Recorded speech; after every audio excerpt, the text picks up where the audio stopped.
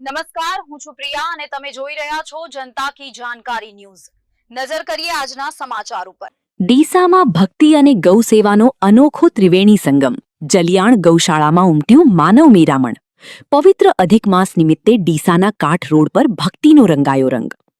ગૌ સેવા કાજે વરસ્યા લાખો રૂપિયા। રામચરિત માનસ મંડળ દ્વારા ગૌશાળાને એમ્બ્યુલન્સ માટે 11,11,111 રૂપિયાનું માતબર દાન। બીમાર અને અસહાય ગાયોની સારવાર માટે અપાઈ ભવ્ય ભેટ। ભજનની તમામ આવક પણ ગૌશાળાના નામે। ગૌમાતાની તૃપ્તિ અને ભક્તિની રમઝટ। ગૌમાતાને લાપસી ઘાસચારાનું પુણ્ય ભાથું। પૂજ્ય જલારામ બાપાના ભજનોની રમઝટથી ગૌશાળા ભક્તિ રસમાં તરબોળ।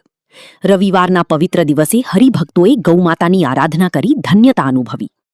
પર્યાવરણ અને જીવદયાનો માસ્ટર સ્ટ્રોક। માત્ર ભક્તિ જ નહીં, પર્યાવરણ જતનનો પણ અનોખો સંદેશ।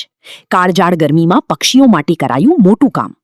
ભારત વિકાસ મહાપરિષદના સહયોગથી સેંકડો ચકલીના માળા અને પાણીના કુંડાનું કરાયું વિનામૂલ્યે વિતરણ।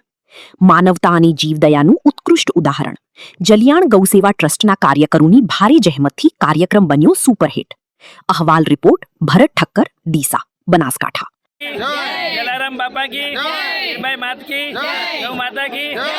आज रोज श्री रामचरित मानस मंडल द्वारा અહીંયા જલિયાણ ગૌ સેવા ટ્રસ્ટ તરફથી એક ગૌ હોસ્પિટલ ગૌ એમ્બ્યુલન્સ માટે 11 લાખ રૂપિયાનું યોગદાન આપેલું છે રામચરિત માનસ મંડળે। અહીંયા સનાતન ધર્મ સેવા સંસ્થા તરફથી ભજન સત્સંગ મંડળનું આયોજન રાખેલ છે। ભારત વિકાસ પરિષદથી તરફથી માટીના કુંડા આલવાના આવ્યા છે અને મહેશભાઈ ગણાત્રા તરફથી આ પ્લાસ્ટિકના કુંડાનું વિતરણ કરવામાં આવ્યું છે। તો આજે ઓછામાં ઓછા 150થી 200 સ્વયંસેવકો અને સનાતન ભક્ત મંડળની બહેનોએ હાજરી આપી ખૂબ સારું કાર્ય કર્યું છે અને જલિયાણ સેવા ટ્રસ્ટ ગૌ એમના ટ્રસ્ટીઓ તરફથી આજે નાસ્તાનું આયોજન કર્યું છે અને લાપસી અને ગાયોને ઘાસ લાપસી રામચરિત માનસ મંડળ તરફથી